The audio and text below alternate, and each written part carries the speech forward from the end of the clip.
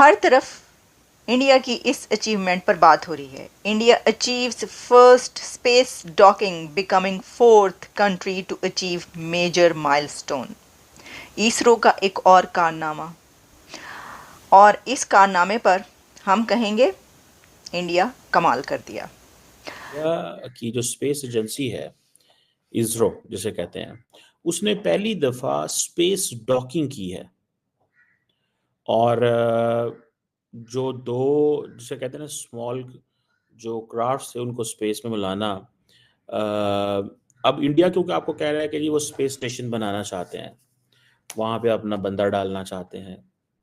This is something they have been thinking. Pakistan की space agency है सुपार्को, वो 1961 में एस्टेब्लिश हुई थी। भारत का इसरो 1969 में एस्टेब्लिश हुआ था। अगर आप देखा जाए, पाकिस्तान जब इंडिपेंडेंट हुआ था, दोनों ही देश एक साथ ही इंडिपेंडेंट हुए थे। पाकिस्तान की जीडीपी भारत से बहुत ही अच्छी थी 1980 तक, बहुत अच्छी तरह से ग्रो कर रहा था। इनफैक्ट मेरे हिसाब से 1960 के अंदर ही पाकिस्तान ने अपनी एक सैटेलाइट स्पेस में डाल दिया था। ठीक है, भारत उस समय कहीं पे नहीं था।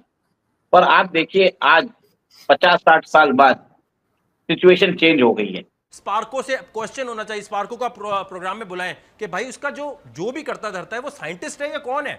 इंडिया इस वक्त पाकिस्तान से स्पेस पावर इतनी बड़ी बन चुका है कि आप सोच नहीं सकते। अब यहाँ आधे लोग बोलेंगे यार यहाँ पर तो गटर खुले हुए हैं, यहाँ गाड़ियां नहीं चल रही। यही बात करने जाए थे वकार के हम इंडिया पे तनकीद करते हैं, हमारा रिवायती हरीफ है और हम जवाब देते हैं उनको बीइंग पैट्रियोटिक पाकिस्तानी, लेकिन कई बार हम दुश्मन की भी तारीफ करने पे मजबूर हो जाते हैं। वो हमसे आगे क्यों है साइंस एंड टेक्नोलॉजी में?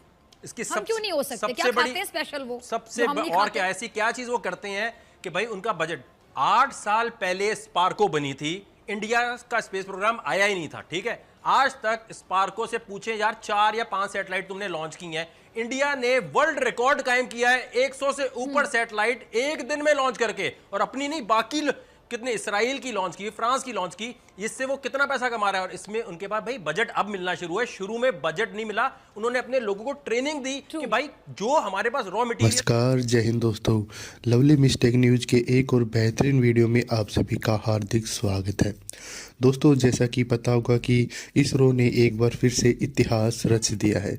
दोस्तों, इसरो ने स्पेस डेक्स मिशन को लॉन्च करके एक बार पहले साबित किया था कि इसरो इस दुनिया का वो स्पेस एजेंसी बनने जा रहा है जिसे पूरी दुनिया को ये दिखाना मालूम करता है कि इसरो इस पूरे खित्ते का एक महान स्पेस एजेंसी है। दोस्तों, आपको याद होगा कि इसरो ने कुछ समय पहले एक मिशन लॉन्च किया था। अभी उस मिशन का एक अगला पार्ट था जिसे इसरो ने पूरी सफलतापूर्वक उसको पूरा किया है। यानी कि अंतरिक्ष में इसरो ने 2 सैटेलाइट को जोड़ने का जो काम किया है, ऐसा करके भारत दुनिया का चौथा मुल्क बन गया है। दोस्तों, आपको वो समय तो याद होगा जब इसरो की शुरुआत हुई थी। उस समय किसी को भी नहीं लग रहा था कि इसरो इस तेज़ी से अपना ये मुकाम हासिल कर लेगा। हमें बिल्कुल ये नहीं भूलना चाहिए, जब इसरो ने अपना पहला सैटेलाइट आर्यभट्ट लॉन्च किया था तो इसरो के पास जहाँ से लॉन्चिंग पैड होती है वहाँ तक अपना सैटेलाइट ले जाने के लिए अपना खुद का कोई व्हीकल तक नहीं था। इसरो अपना पहला सैटेलाइट साइकिल पर ले जाकर उसने अपना पहला सैटेलाइट लॉन्च किया था। उस क्षण से लेकर आज इसरो ने जो महान कार्य किया है, जो उसकी सफलता हुई है, उसको देखकर हम हर एक भारतीय को गर्व महसूस होना चाहिए।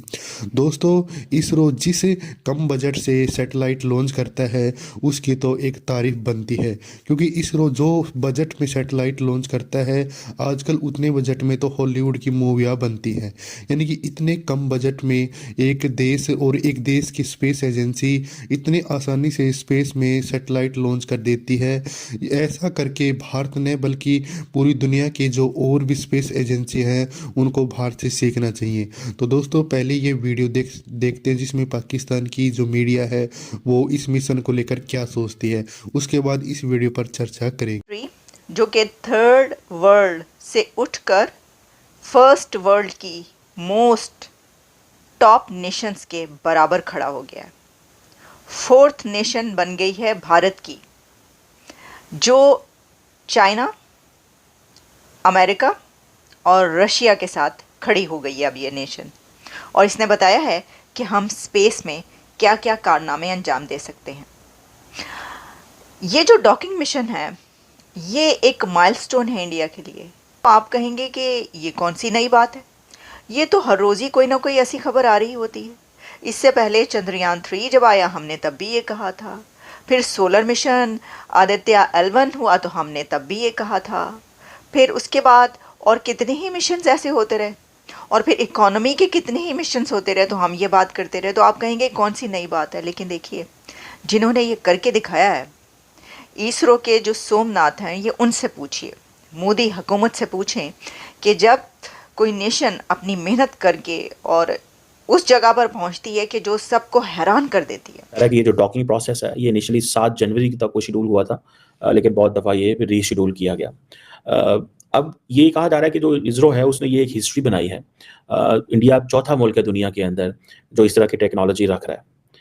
इससे पहले अमेरिका ने की, रशिया ने के पास थी और चाइना के पास थी। देखिए ये वो चीज़ें हैं basically, Narendra Modi has been giving a lot of money इस हवाले से, स्पेस के हवाले से। और सुनने में आया है कि नरेंद्र मोदी जो है वो भी इसरो ऑफिस जाते हैं, और ये जब ये टेस्ट किया है तो इसरो में वो जो बेंगलोर में उनका ऑफिस है वहाँ पे मौजूद है। सो इसमें आप समझ लें कि इंडिया के जो एम्बिशन है कि स्पेस मिशंस में, ठीक है जी, वो पूरे हो रहे हैं और इंडिया जो है वो फाइनली इस चीज़ में आ गया है। देखिए एक होती है पॉलिटिकल विल, इंडिया बेसिकली जो ग्रेट पार्ट स्टेटस है वो अचीव करना चाहता है। तो दोस्तों आप लोगों ने पूरी वीडियो देख ली होगी। अब आप लोग सबसे पहले कमेंट करके ये बताइए कि आपको वीडियो कैसा लगा। दोस्तों मैं फिर से एक बार आपको याद दिलाना चाहता हूं कि अगर आपने लाइक नहीं किया है तो एक लाइक तो अपनी स्पेस एजेंसी के लिए बनता है, क्योंकि हमारी स्पेस एजेंसी समय समय पर हमें गर्व महसूस कराने का एक आभास कराती है।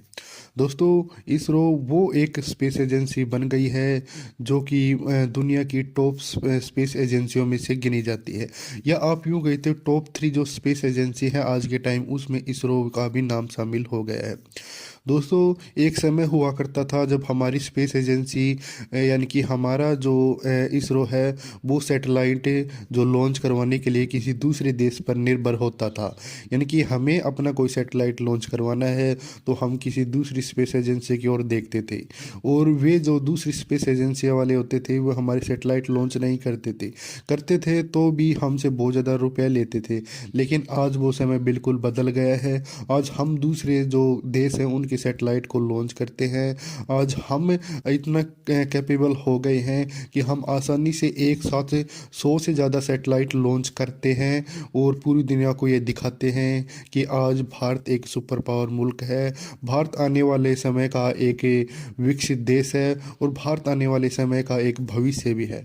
तो दोस्तों ये थी आज की वीडियो। अगर वीडियो आपको अच्छी लगे तो वीडियो को लाइक करें, और अगर अपने YouTube channel lovely miss tech news को आपने अगर सब्सक्राइब नहीं किया है तो आपसे रिक्वेस्ट है कि इस चैनल को भी सब्सक्राइब करें। हम मिलते हैं नई किसी एक और ऐसी धमाकेदार वीडियो में, तब तक अपना ख्याल रखें। जय हिंद, वंदे मातरम।